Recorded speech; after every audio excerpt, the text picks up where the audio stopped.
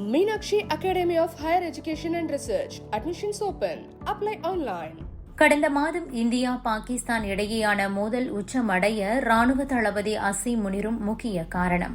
அவர் எடுத்த சில ஆத்திரமூட்டும் நடவடிக்கைகளே நிலைமையை மோசமாக்கியது. இதற்கிடையே இந்த அசீம் முனிர் மீது பாகிஸ்தான் முன்னாள் பிரதமர் இம்ரான்கான் சில பகீர் புகார்களை முன்வைத்திருக்கிறார். இந்தியா பாகிஸ்தான் மோதலுக்கு முக்கிய காரணமாக இருந்தவர்களில் ஒருவர் பாகிஸ்தான் ராணுவ தளபதி அசீம் முனிர். அவர் எடுத்த சில நடவடிக்கைகளே இரண்டு நாடுகளுக்கும் இடையேயான பதற்றத்தை அதிகரித்தது. பாகிஸ்தானில் உள்ள தீவிரவாத முகாம்களை குறிவைத்தே இந்தியா தாக்குதல் நடத்தியிருந்தது. ஆனால் இவரது உத்தரவின்படி இந்தியாவில் மக்கள் வாழும் பகுதிகளை நோக்கியும் பாகிஸ்தான் தாக்குதல் நடத்த முயன்றது. இதுவே மோதல் அதிகரிக்க பிரதான காரணம். இந்த மோதலில் தோற்றுப்போன பாகிஸ்தான் போர் நிறுத்தம் செய்யலாம் என அழைப்பு விடுத்தது.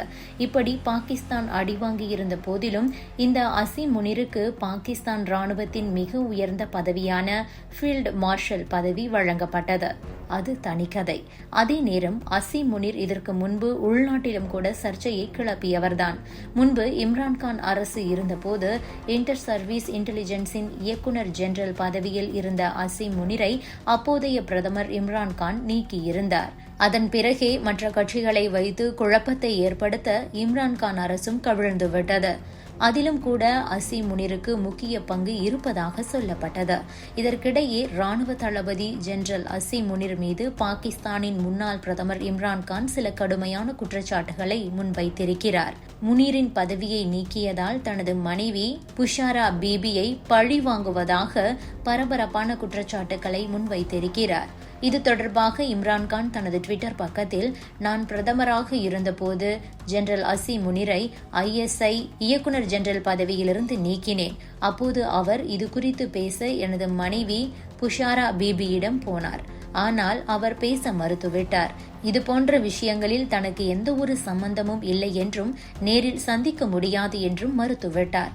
இதற்கு பழிவாங்கவே எனது மனைவி புஷாராவை 14 மாதங்கள் சிறையில் தள்ளினார் ஜெனரல் அசீம் முனிர். இதுதான் அவரது பழிவாங்கும் நடவடிக்கை.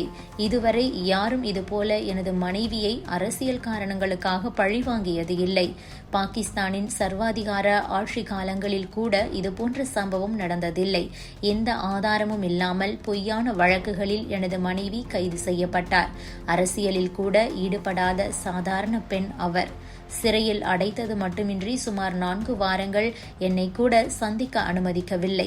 விதிமுறைகளின்படி ஜூன் 1ஆம் தேதி நான் அவரை சந்திக்க திட்டமிட்டிருந்தேன். ஆனால் நீதிமன்ற உத்தரவை மீறி என்னை அனுமதிக்க மறுத்துவிட்டனர் என சாடியிருக்கிறார் Imran Khan. Subscribe to One India and never miss an update.